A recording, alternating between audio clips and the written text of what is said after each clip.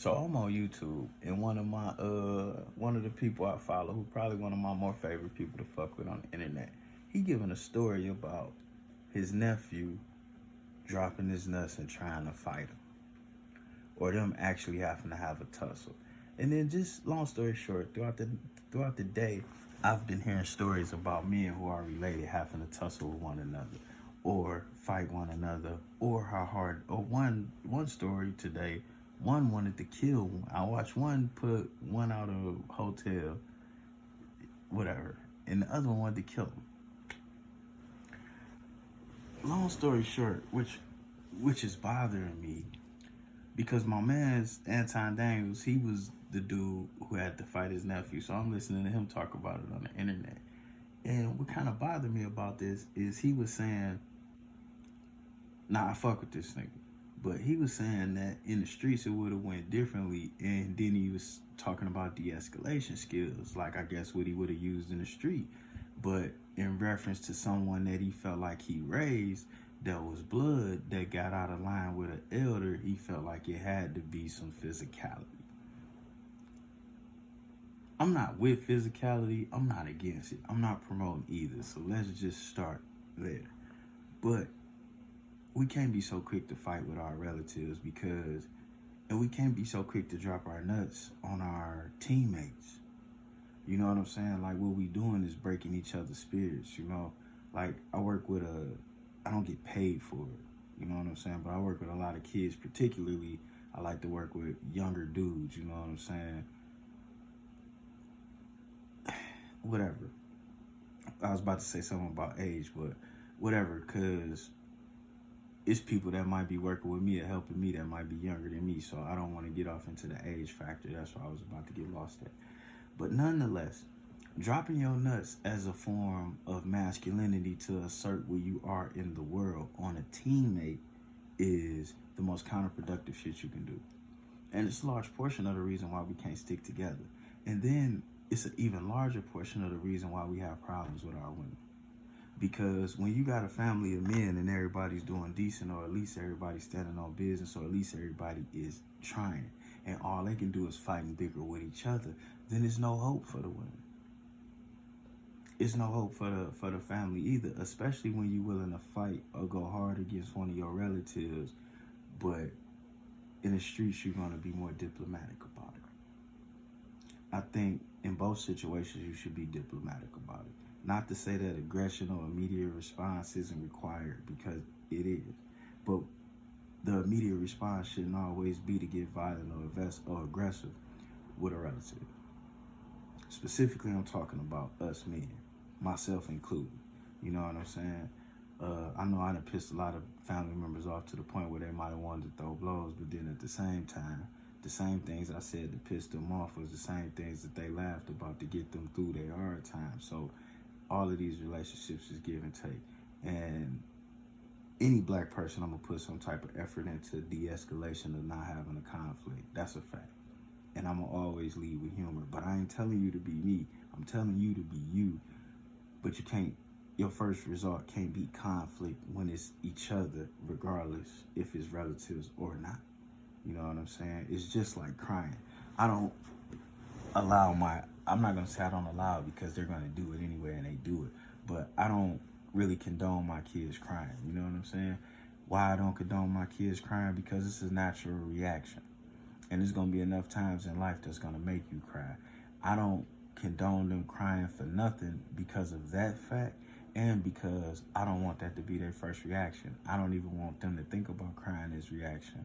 I want them to think and or act. You know what I'm saying? Think, act, consider. I want them to, one of those things, because the time you waste crying as a reaction is wasted opportunity. Because most of the time when shit go wrong, that's an opportunity for you to make it go extra right. And if your reaction is to cry, then you missing that opportunity to make it go extra right. And that's all I'm saying. The same thing like with jumping to violence with a family member, especially a younger family member. At that point, when they trying to flex to you, they begging for your attention, but they don't know how to say that. And they begging for you to see them as themselves. man, they ain't gonna listen to you at no better time than that. That's more so a teaching moment.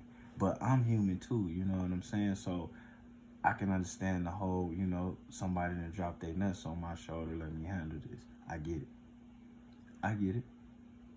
But we need to not be getting it, because all of them beefs ain't really worth it, you know what I'm saying? And that's all I'm saying. And then we fracture in the family structure. Like, whoever is the leader need his whole male family and all them other positions. Like, that's why we can't trust nobody, because you either got the wrong family member in the right position and he can't help but to fuck it up, or you got substitutes. When we need to have the people that fit that role in that role, all of us got a scammer in the family. That need to be your manager, your agent. All of us got a loudmouth. That need to be your promoter. But instead, we got the loudmouth handling the money. You know what I'm saying?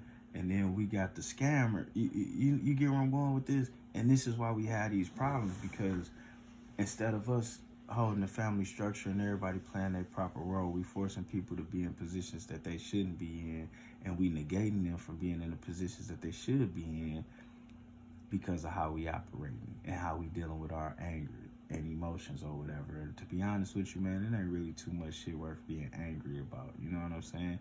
And if you upset about something past 5 minutes, it's your fault. And if you upset about something under 5 minutes, it's your fault. Because no matter what you did, you put yourself in a position to be for somebody to disappoint you for you to be upset. You know what I'm saying? We all take chances. We all roll the dice. And sometimes they don't roll our way. And that's how I go with people. So we can't necessarily take that personally. You understand? And let me lay this one on you. Quit saying somebody went fake on you or they switched up on you. They ain't do that. They got the opportunity to show you who they are. And I know a lot of the times when people let you down, you feel like, oh, it's just the worst time. But let me spit some game on you. A very important person to Juan-o's world quit on me after we took the show on the road, when I really, really needed her video production skills and all the things that she brought to the table for the business. Because it's like, now we have a full team. Well, not a full team, but we're developing a team, and there's other people taking on roles and jobs and this, that, or whatever. And it started from, well, it didn't start from what you do, but what you did is a part of the foundation. Boom.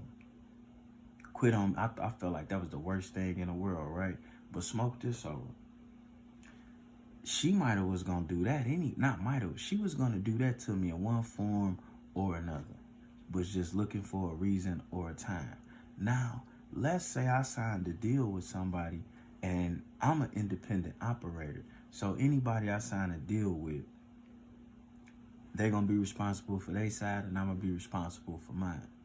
What if I signed a deal with somebody and I'm supposed to hold up my end, her as a contracted employee or employee of Juan-o's world decide to drop the ball then where that had put me?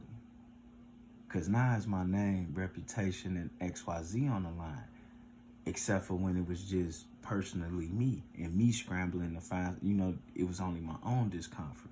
So don't hate people for where they dropped the ball on you. They might be showing you major love by dropping the ball on you at that point, because they could do it to you at a time where to really murderize what you got going on. And to be honest with you, when everything breaking, that means the handcuffs and the shackles and shit that got you held down and things is breaking too. So don't just look at the things you like that's breaking. Understand when the things you like is breaking, the things you hated or the things you couldn't see that was holding you back is breaking too. And that's all I wanted to say to you. We out.